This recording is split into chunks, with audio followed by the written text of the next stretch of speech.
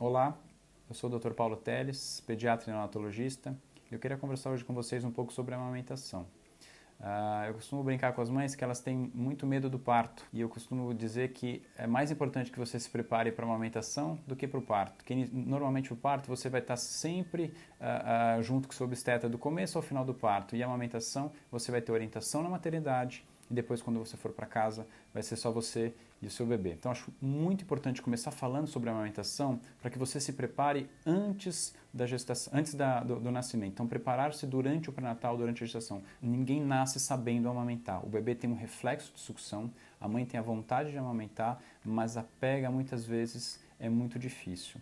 Então eu brinco que sorrindo e amamentando só na novela, porque é muito difícil amamentar. Essa etapa inicial, a pega, é sempre desconfortável. O que não pode acontecer é que essa mamada siga desconfortável. Então, o principal sinal de que essa pega não está correta é que ela siga com desconforto para a mãe. Então, pegou de uma maneira adequada, a mãe vai sentir um desconforto e depois essa mamada tem que ser agradável. A gente recomenda a amamentação exclusiva durante os primeiros 6 meses de vida. Mas acho muito importante a gente falar que essa é uma recomendação da Organização Mundial de Saúde, da Unicef, da Sociedade Brasileira de Pediatria, mas eu gosto de comentar com as mães, a realidade às vezes pode ser diferente disso. Então, hoje em dia, aqui no Brasil, a gente tem licença de amamentação ou licença maternidade de 4 meses. E esse período de 4 a 6 meses é um período em que a mãe muitas vezes se sente super culpada de não conseguir amamentar de maneira exclusiva.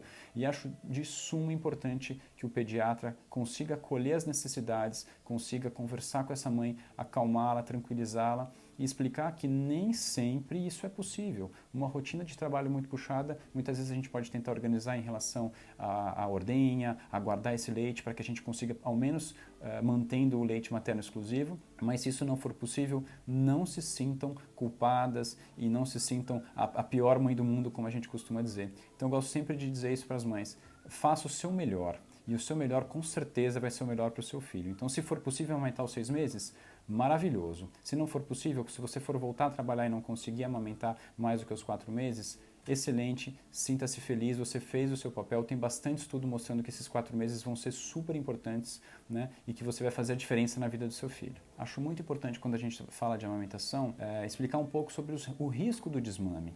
Então, quais são as principais causas de desmame para a mãe, quais são as dificuldades que você vai enfrentar ou que a mãe vai enfrentar na amamentação.